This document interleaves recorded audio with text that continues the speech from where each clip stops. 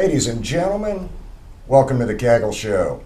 My name is Don Agent, and it is a great honor today to be able to have a world-renowned guest with us, Clara Guerrero. Clara, thank you so much for coming out. Thank you, Don. Thanks. Clara, I got to be honest with you. I mean, your resume is beyond impressive, and for our audience, I'm only going to read off a couple of things, and we'll touch base on a few. But I mean, you're a six-time world champion, national team member for your home country for 20 years. I mean, 2000 you were internationally chosen as Woman of the Year, as well as Athlete of the Year and Future Athlete of the Year. 2005 you defeated Wendy Chai to become the World Ranking Masters Women's Championship. 2014 you won the Cubic AMF Cup, World Cup, and in 16 you won your first PWBA title. You're also the third woman to ever make a televised men's show. That doesn't even scratch the surface, but that's how I'm going to introduce you. So thanks again for coming out. You know, right now, I mean, I know you currently reside in Texas. Yes. Where are you from? I'm from Colombia, Don, and I'm very happy in Texas. It has been a great place to live now. My husband is from there, but very proud to be Colombian. Fantastic. How often do you get back home? I go home maybe a couple of times a year. Okay. Most of the time for tournaments. Definitely nowadays we have a very busy schedule with the tour going on, so I don't get to go and spend, let's say, a long time with my family, but we at least go to the main nationals, team trials, and so at least a couple times a year. So they get to actually come see you bowl at some of these Yes. events. If for some reason I don't have time to go to my hometown, Armenia, and be with my parents, then they will fly to wherever I'm bowling. It's kind of a cool trade-off. I'm sure they get a kick out of that. You know, that brings me to, when did you start bowling? Like, I mean, at what age and why? Why did you get involved in our sport? I started very young. I was between 8.5, almost 9 years old. And I did it mainly because of my parents and my grandfather. They all bowl. My grandfather was actually one of the founders of the social club that mainly only had a bowling center at his time. Wonderful. And he was one of the ones that got together with his friends and was like, okay, let's make a bowling center, and they did that. And so all my family, my dad bowled, my mom bowled, my older brother did too. So I just grew up in a bowling family, and it just was meant to be. I love to go to the club and watch them compete, and then when I was able to start throwing the ball, that was the first thing I did. That's awesome. Yeah. What was it like bowling in Colombia? I mean, you know, for our viewers, I mean, was there a lot of bowling centers in Colombia near you, or were there only a few? Actually, it's very different. Okay. In the United States, bowling is much, much bigger. At home, it's growing a lot, and we're getting better. But when I was younger and in my hometown, I'm from a small town, we only had one bowling center. Wow. And it was in this social club where you needed to be a member to be able to get in and practice. Maybe there was another club that had a couple of lanes. So you couldn't just walk in and say, hey, not. I want to bowl, you know, a couple of games. No, at all. Okay. Now there is one public bowling center, but the conditions are not very good. Mm-hmm. So still in my hometown, you really can only bowl where I learned how to bowl. Wow. And the good thing about that was that being a member of this club, I was able to bowl as many hours as I wanted to. And I always had a coach, because there was a coach for all of the members. So I could go and bowl 4, 5, 6 hours. My parents would just drop me there and I would bowl all day. That's awesome. And that was probably much better than if they had to take me to a public bowling center. So in that way, I felt that I was very fortunate. In the bigger cities in Colombia now, Bogota, Cali, Medellin, they're beautiful bowling centers. Sure. But nothing to the level of the United States. Not back in like in the 90s, early exactly. 90s. Wow, that's going to kind of bring me to my next question. I mean, you know, you're a graduate from Wichita State. Yes.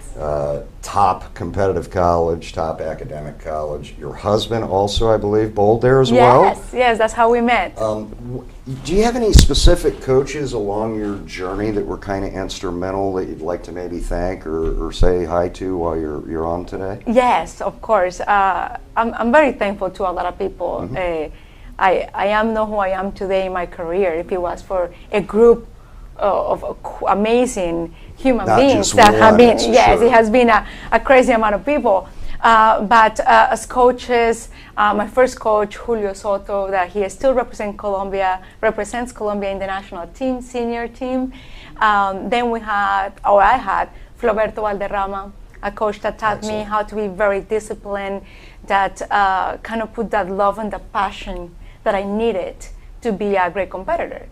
And then after that, Fernando Guerrero. Then I moved to the United States. So of course in Wichita State, Gordon Barakin, Marloes, they allow me to be part of their team. They help me with my game. They kind of put that mindset in my mind that I could be a professional, I could get whatever I want.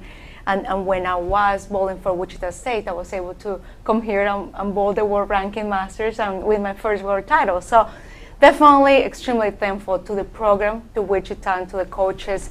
And nowadays, now that I bowl on tour, I had the opportunity to work with Rick Benoit many years ago. Obviously, now I come to Kegel as many times as I can. Coach Ruben Giragosian, it's funny, I want to say his name so many different ways. He's an amazing friend. He has known me for many years, and he helps me nowadays tremendously with my game. And the facility itself, with Dale, with Randy, with all the tools, amazing tools that you guys have. I love to come here, and I'm also very thankful for that. I got lucky because, you literally were in here and we kind of said hi, and then Ruben kind of threw you into to the walls and said, hey, why don't you do a show? So once again, thanks for coming out. I love it. I love to be here. Great stroke of luck. What are you down here kind of training for? Are you getting ready for some up-and-coming events? Yes, definitely for the tour. Okay. The PWBA tour starts at the end of April. So it's around the corner. Last year, unfortunately, I had a small injury in my finger, tenosynovitis in the middle finger. And before I went on tour, I had to make some quick adjustments to my span. I made it shorter, way more relaxed and all this. And I didn't feel very comfortable through the year, but it was okay because I was allowed to bowl and my hand held it enough to compete. Right. So it was good at the moment, but I really never feel very comfortable with that span. So it didn't feel 100%, but at the moment you have to kind of make decisions and try to make it work. So especially this week here with Ruben, we are trying to find the perfect medium, the perfect fit again, going longer, taking pressure out of the finger that I got hurt, and getting a little longer again, and making some adjustments. And it has been quite interesting, but I'm feeling better. He was a magician. Him and Sid Allen coached together as a tag team for many years, and it was funny because it was a really good combination. I mean, Sid is so technical, heavy, but Ruben's knowledge of bowling balls and ball motion is, I don't think he gets as much credit as he should sometimes. I have been able to work with a lot of coaches and get to know a lot of people in the sport. And I think Ruben is one of the best ones in the physical game too, mechanically, how he sees the game. And I love to work with him because it makes sense. Like every time you're going to make a change and he thinks you should do this or should do that, he explains you in a way. So it's like, makes sense. Obviously. I can't believe I didn't do that before or whatever, right? So I'd love to work with him because of that. I think he's, like you said, a magician. So there's a plug for Ruben, for sure, without a doubt. He's a part of our family here and obviously instrumental in our success with the coaching program. Does your husband still bowl at all? I mean, because he competed at Wichita. Yes, and that's how we met. A very good bowler. But unfortunately, he doesn't bowl anymore. Okay. Does he ever get to, I mean, you still travel internationally. I mean, how many countries have you bowled in, if you had to guess, do you think? The last time I checked on that, it was around 31 countries. That's wild. Has he been able to travel with you to some of those? Yes. Okay, cool. To the main ones, he has a very good job in Austin, Texas. He doesn't have a lot of time off. Sure. And at the beginning when we just got married, he would travel more with me and some tournaments, this and that. But now we just try to keep his vacation for real vacation. And he's got a career, obviously, that he's got to focus on. When he used to bowl and we just got married, we bowled the regional tour together. Oh, the PBA fantastic. regional How tour cool together. is So that? that was Yeah. very cool. Every weekend we'll go to a new town and we'll compete against each other because I was bowling It's against like the the guys. Dell and Carolyn Yes, show almost. yes, in yeah. a way, in a little tiny way, but That's awesome. that time was fun. But unfortunately now he hasn't bowled. Amazing supporter of my career. Without his support, obviously, it would be very difficult for a relationship. When you travel so Oh, yes, much, it's always definitely. very hard. So his support is definitely unconditional, and I'm very thankful to that too. That is an awesome story. How many? Your resume was almost staggering when I was looking at it earlier, and I've only grazed the surface. How many tournaments do you think, or do you know that you've won? You got any idea? Yeah, no idea. The list that I looked at idea. quick, the Yeah. list of the huge ones, it was well over 30 something, and it was across Yeah, the like- board everywhere. Thank you. I think it's a hard question. Obviously, I had a beautiful career. With the national team, with the Colombian national team, we get to compete in a lot of international tournaments. We have South American Championships, South American Games, Bolivariano Games, Central American and the Caribbean, Pan American Yeah, tournaments. Then you go worldwide, World Championships, World Rankings, and all this. So I can tell you, I have been able to win them all. In a What moment, was your best in victory? A moment. Is that a hard Yes. one? But what do you think?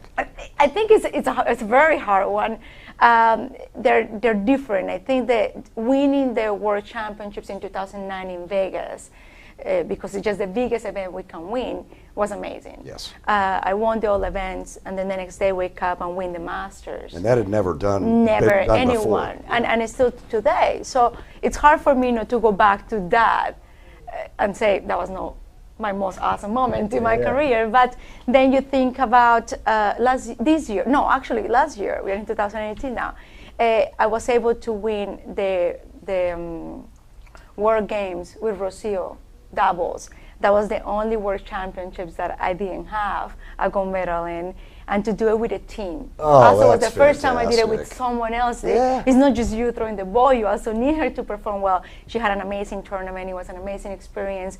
Ruben was with us, being the coach of the national team, so the whole moment and Atmosphere, experience last year was amazing. So that one is very special to me also. And then winning my first title on the PWBA. First title, it was also a major. It's a dream that you had all your life. Just to be a professional, now being able to have it, to live it, to compete. And then you're always like, well, am I really going to win one? So when you do it, it's just amazing. So I would say those 3 tournaments are the most memorable. Wow. How about for you, do you have a female role model and a male role model that you throw out there? In bowling, since I was very little, I always looked up to Amleto Monachelli. Excellent It was choice. hard. It's hard not to. You're not the only one. Yeah, he was absolutely amazing when I was young. Latin American man, young guy, having an incredible success in the United States. I remember my brother and I getting the VHS and trying to record put the it. tape in. Yes, and it was just amazing. And now that we are friends, we know each other. He's a complete athlete. I mean, his work ethic, the This way guy's he built like a 35-year-old. He's I mean, he's amazing. bowling senior tour, and Yeah. I'm It's stunned. amazing. So I will always say Amleto. We all feel kind of connected with him because he's Latin American and all that. And then if I think about ladies, it will have to be Kim Terrell. Wow. Yeah. You know Yeah. what? What a wonderful person she is, Yes, she too. is. I She mean, is. I was very fortunate to get to spend some off time with her during 2000 and I think it was 2001 or 2 World Youth in Guam. She was assisting and Yes. coaching at the team. And, I'd known her a little bit when I did lanes for the LPBT, but yeah, just wonderful, wonderful woman. Yes. That's a great role model. Yes, and obviously when I was young again, watched her on TV, she just looked amazing, the way she performed, how she stayed calm, how at the same time how much she got into it. It was just how she threw the ball. I mean, hard not to love her. Yeah. And then you meet her, and she's the sweetest human being out there. Exactly. And she is very giving, very warm, like very cute, great professional. So I will say an amazing human being overall. And I think two great Yeah. choices. Shout out to Am Leto and Kim, without a doubt. How about this? You got anybody specifically? You've named a lot of people, but do you have anyone related or not related that you think you owe your success to, if you had to pick? Yes, my parents. They gave it all to me. Our story was actually quite interesting. Obviously, they were the people that taught me how to be very disciplined, how to commit. They were always like, if you're gonna do this, be the best, right? And we'll support you. They got to a point with my coach that they would allow me to go to school, right? When I was little, middle school and high school and all that, then get home, have lunch, and go train all day. Wow. And then at night, they would pick me up, I'll go home, and then I would do homework at night and go to bed, and that was it. But So they let it you wasn't- train before homework. Exactly. They let me train all day long. I would be home at Great. 7:30, then I would do homework and all that. Traveling. At that time, Colombia, the national team didn't have that much support from the Olympic Committee and all Financially, that. right. So my parents had to pay for every tournament, and I went to many. Tournament of Americas, Pan American Championships, Youth, South American, all that, and it all came out of their pocket. Wow. And then That's a lot of support. it's a lot of money, and we were never very wealthy, so it was very hard for them. And then when I moved to the United States, they were in a little difficult situation, and when we made the decision that that was the right thing to do for my career, they sold their home, cars, everything, just so I could live my dream. So I would not be here, accomplish everything, period, because of how they brought me up, they made me who I am today, but also the support economically behind everything that you have to do as an athlete to be successful. It was all them. So incredible without them. So obviously that was an easy answer for me. Not the first person on this show to literally give credit to good parenting and wonderful family. I just love hearing those stories. All right, last question for you. Do you have any advice for the younger generation around the world, as far as, from a bowling perspective, from a champion perspective? What would you tell them? Definitely to work hard, be disciplined, commit, have clear goals, and they all work great together. But most importantly, whatever you love, you're passionate about, either bowling, another sport, school, art, I don't know. Just do it with love, but do it with commitment. Do it with, go for it.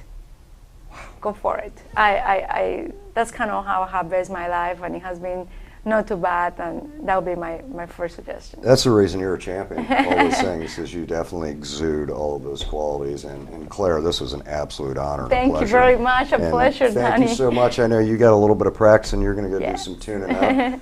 Ladies and gentlemen, that's a wrap for our show today.